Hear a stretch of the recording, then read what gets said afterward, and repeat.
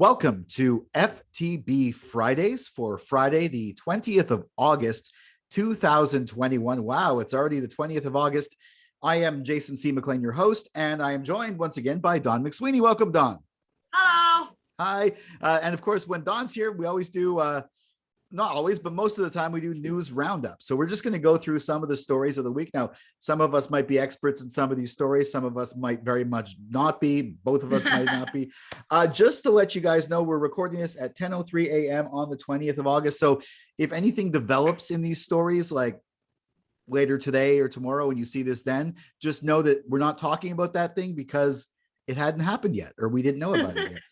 All right, so let's start with big international news. The U.S. is withdrawing from Afghanistan, and there are like crazy scenes at Kabul airport with people trying to flee on planes. There was actually a kind of gruesome sort of story. There was a guy they found, he was stuck in the landing gear of one of the planes when the plane landed. But you see the insides of the planes is packed with people, and they were still trying to. I saw a John Oliver segment about trying to get some of the people, the people would help the U.S. out of the country.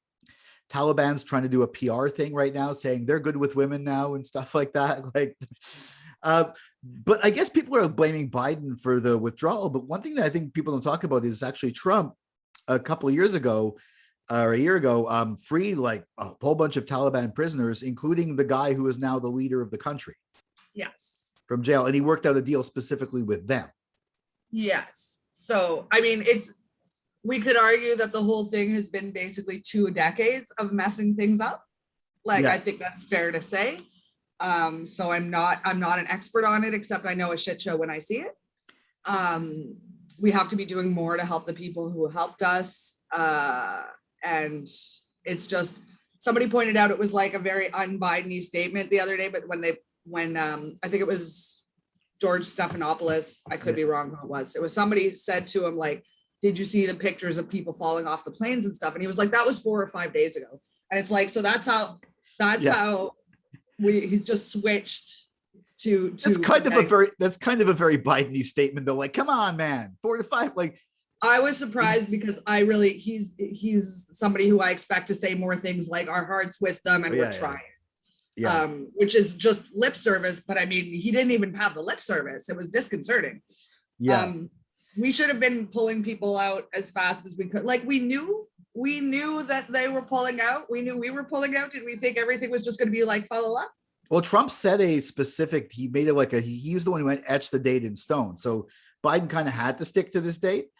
And I think that honestly, I think maybe Trump was just thinking, oh, we'll just turn this over to the Taliban, whereas the American plan was probably originally to train the local army, keep the Taliban in jail, let them be in charge, and eventually the Taliban will escape and take over. But that'll be 2 years from now, and no one will blame the U.S. for that. Like, is it disconcerting at all to you that the Taliban's on Twitter? Are they on Twitter? They are on Twitter.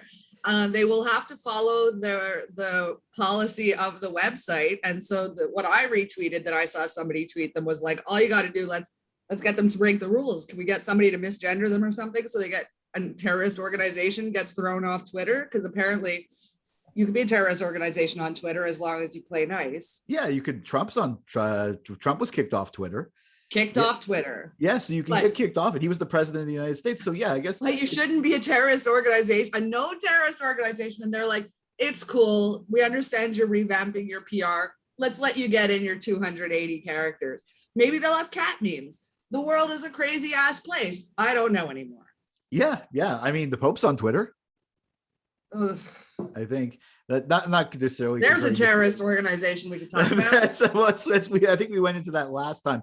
Okay, moving along with something a little bit more local, or not local, Canada. But Montreal's got an election in November. I was all psyching up for that. But before we go to the polls in November, September 20th. I'm so mad at Justin Trudeau. Yeah, I don't want to. This is just a power grab. There's nothing, literally, he's not saying anything new. He's not saying anything helpful. He's just going to disrupt things so that he could try to grab some extra power at a time where selfish things shouldn't be top of mind. Yeah. Well, we're trying to rebuild. Like now is not the time to just be like, oh, by the way, remember that time where I barely got us through a bunch of things? Let's just see if I could get more power because I like it that way. Like it's some small dick energy. The thing is, yeah, it was the reason why though, like I've actually liked a lot of the liberal policies in the pandemic is because it's been the NDP push, because it's a minority government. They were able to force them into like better, like the 2000 CERB originally, and then 100%. Yeah. And Jagmeet Singh even said, he's like, Justin Trudeau's doing this because he wants to do less, not more. 100%.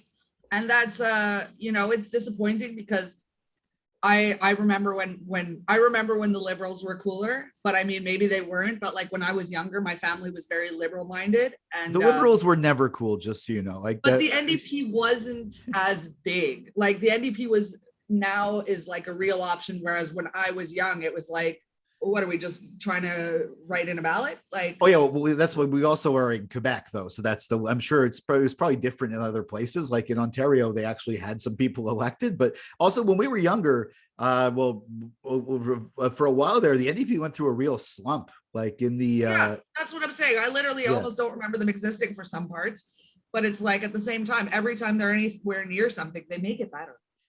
Yeah. If they're able to hold the balance of power like they have been for the and the balance between them was fine. And the fact that Trudeau just really wants to power grab is not the time. We need cooperation. We need shared opinions at a time where so many people are now rebuilding and changing their industries, and we have to revamp what we're considering priorities.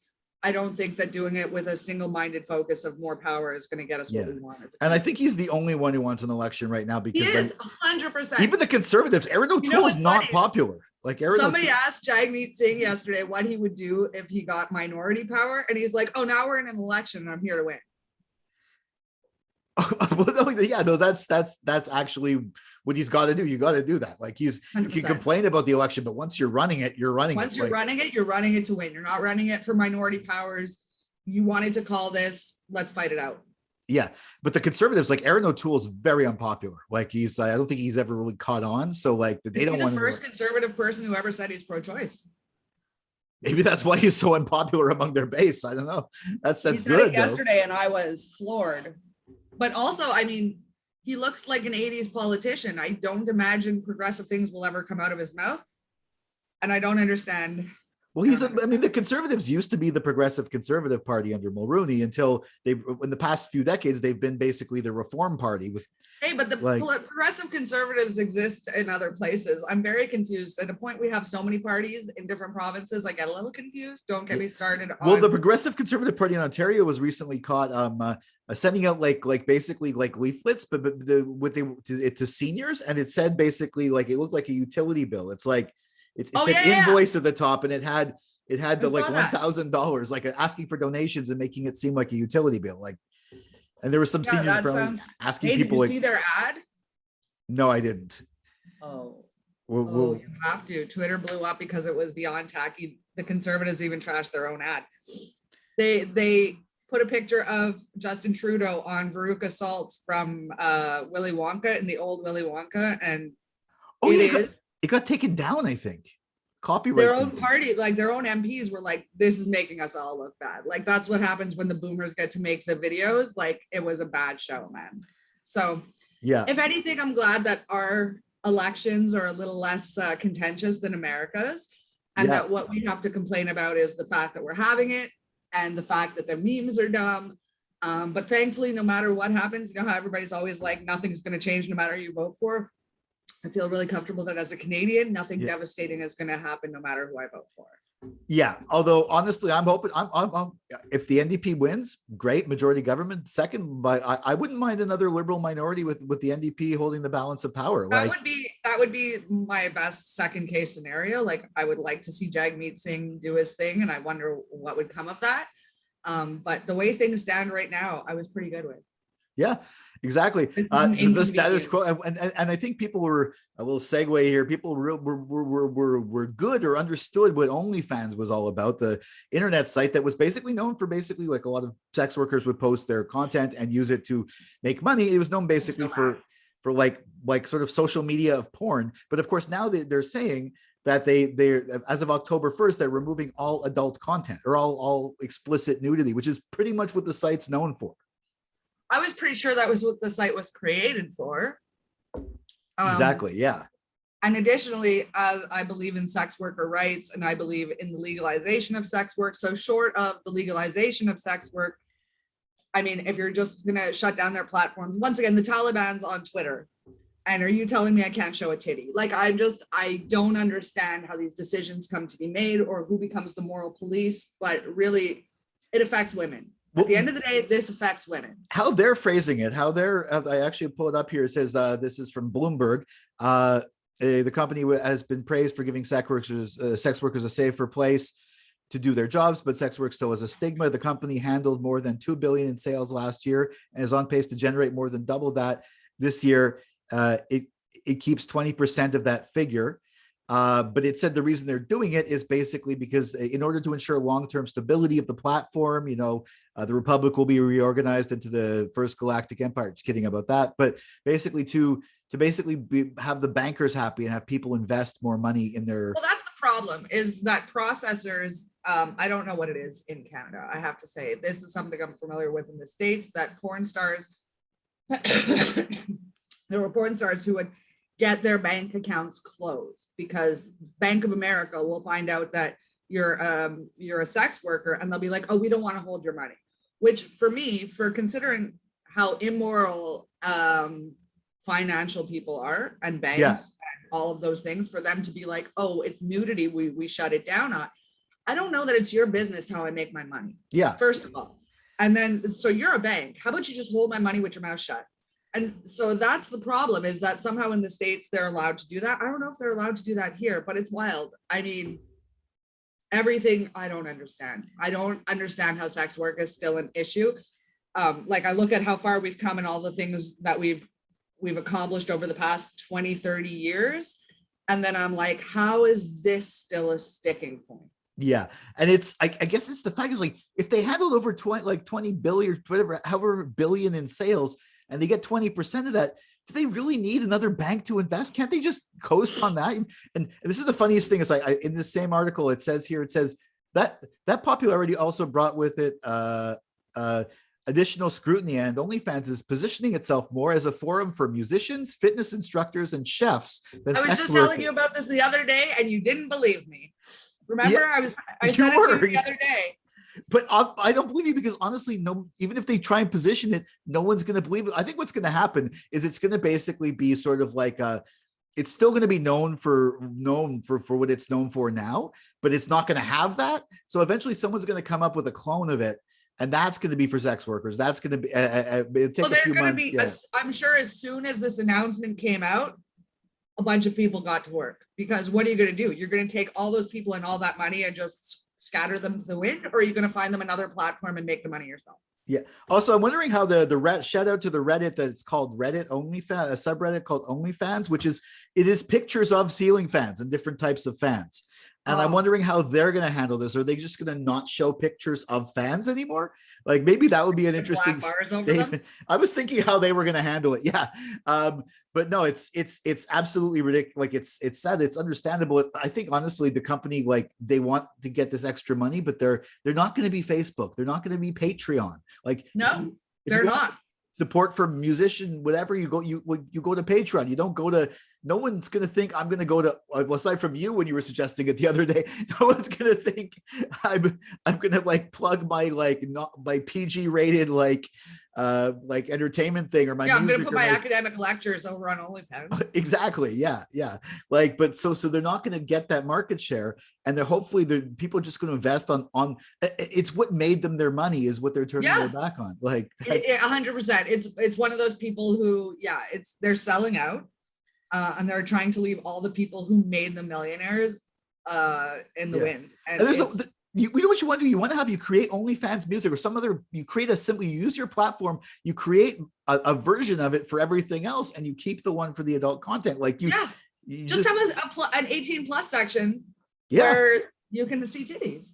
Yeah. And of course that's going to be the biggest money maker. And what's also annoying is that it's basically solo sex work, right? So what's even worse is this isn't even porn to a degree. It's really pictures. Like, I'm sure there's some porn, but I mean, it's not like These are independent women taking pictures by themselves. Or videos.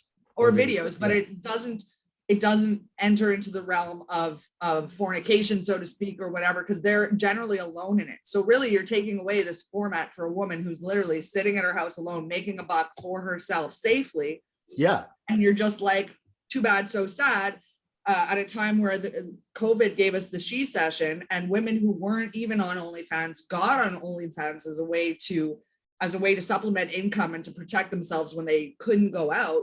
Yeah. And now you're going to take that away. And once again, I mean, I know everybody's always saying think of the children, but I like to think of the women, and that's the only person who's getting hurt here. Yeah, exactly. And for a while, then something new will come up, and ultimately, hopefully, I mean, the investors of OnlyFans, I mean, maybe they'll have a about face, because Colbert was making fun of this. People are making fun of this, like, or people are like, yeah, it's ridiculous. I mean, it's almost become a verb, like someone's got an OnlyFans. But I just don't understand how in a society where we're trying to be so open to so many things and everything, sex work seems like such a basic thing that we should have already been able to take the stigma away from. Yeah. Okay. So now we're gonna shift gears to two stories that Dawn brought up. One of them is like the things that pissed Dawn off. That's, I guess, this segment. One of them's recent. One of them you thought was recent, but then you found out it isn't. So well, I knew it was old, but okay. So on Twitter, I came across this article that was retweeted by somebody in England, and it was from CBC. It was 2018 about Native women having been forced and coerced into sterilization at the time of their labor. So they were told that they couldn't see their babies unless they agreed to tubal litigation. That's not the right word. Anyway, and they were told it was reversible, like a whole bunch of things where they were really manipulated in a time where vulnerability is ridiculous. So I think we've all heard about forced sterilizations of Indigenous women. I really thought that this was something that was in our far dark history. I didn't think that this was something that was still going on in Canada in 2017. It took place in Saskatchewan. Apologies were made. People were supposed to be looked into or whatever. But one of the things in the article that it said was like, if this happened in Saskatchewan, it happened in a lot of places. So the fact that that story just drops off and we never heard about another investigation, this didn't become front page news in Canada when the story came out in 2018. I remember seeing it. I remember seeing the story. I remember being like, what the hell is that? I remember reading it. Yeah, I did know it was a few years. Why wasn't there should have been a bigger fuss, and there should have been further investigations, and this should be something that we're holding the government's feet to the fire on, especially at a time where we're finding, like, this 2017, you're forcibly sterilizing women in Canada. And I don't think enough Canadians, like, if you just say those words, you're like, what in the whole everything? Like, and it goes to all the things with the residential schools and everything, and even the Truth and Reconciliation, where they made recommendations, nobody's really following through. And I'm feeling like there's a lot of lip service being going on for our Indigenous community without the support for them. So you have the Mi'kmaq in Nova Scotia still trying to fight for their treaty rights. People reporting on it are calling it so-called treaty rights or something like that. And it's like, no, there's a treaty. Like, we're doing wrongly by our people. And I'm just mad. I'm mad that I heard about it from England. And then that person said, you know, me being a Canadian woman, like, I have a better chance for that voice to be heard, which is just so sad. And it doesn't matter to me that it was a few years ago. It means that it was that recently. And we need to investigate to make sure that everywhere else, because if it was happening in Saskatoon, it was happening everywhere. Yeah, exactly. It's like, well, the residential schools, I remember hearing about that, like in the 2000s. I remember screening a movie at one point, but then Harper even apologized. He didn't call it genocide in Parliament, but then it became like a shocking news story when they actually started finding the bodies. But like, I mean, yes, the bodies are probably like graves of children is definitely shocking, but the thing is, people have been saying for years that those were there, and we didn't. I knew about the residential schools. I did hear that they said the bodies were there, but I also, we never looked intentionally, right? So I think that's the problem, and that every time a story like this comes out, I'm afraid it just gets shunted to the bottom of the pile. Somebody says, I'm sorry, and our Native women suffer. Yeah. Well, now I think they want what was the petition you signed? It was about the UN or someone getting involved, or? I mean, somebody has to get involved. That's the problem. I'm not sure how these things get solved. I just know that honestly, if enough white people get mad about them, somebody looks into something. And that also makes me mad and sad that we're not listening to Indigenous people who really, if we had listened to them, our world wouldn't be on fire. But it's like we're silencing them at every turn. Yeah. And the other story you were going to talk about is more recent. I'm also mad. Yeah. Okay, this one's recent. So the article originally, I think there's a CBC article, I retweeted it, but the update I heard yesterday was on CTV News. I couldn't find an internet link. And this kid in Gatineau, black kid, he was reading a book for school assigned to him, and it had the N-word in it in French. And the context was pretty intense. Like, hey, somebody's always going to be in control of you. Like, it was intense. The quotes online. And so they brought it to the Human Rights Commission. The Human Rights Commission, as of yesterday, refused to hear the case, citing that the father, who I guess is the one who had to file it, was not personally affected by what they read. And so since then, the curriculum has been changed. So this book called Un Cadavre de Classe is now taken out of elementary school curriculum, but is okayed in Quebec curriculum for high school students. That's makes no sense, but that's because they can. Are they always talking about it in context now, or are they putting? Well, that's the thing, is that was the argument they told the kid, was that it was meant to spark conversation, but no conversation was had. So I think what we sometimes, oh no, we're here to talk about it. No, you're just dropping N-bombs. Yeah. And the fact that the Human Rights Commission wouldn't hear it, and the fact that it's still been approved for high school students, just reminds me that if you look under systemic racism, it's the pictures you find.